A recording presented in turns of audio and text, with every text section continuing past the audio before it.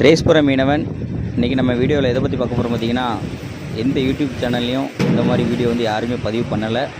நம்ம திரேஸ்புரம் மீனவன் யூடியூப் சேனலில் மட்டும் தான் பதிவு பண்ணுறோம். நம்ம எடுக்கிற மீன்களுக்கு எப்படி வந்து க்ரெஷரில் ஐஸ் உடைச்சி நமக்கு தராங்க, அதை தான் ஃபுல்லாக அந்த வீடியோவில் பார்க்க போகிறோம். சாதாரண விஷயம் இல்லை. க்ரெஷரில் ஐஸ் உடைக்கிறது ரொம்ப கவனமாக உடைக்கணும்.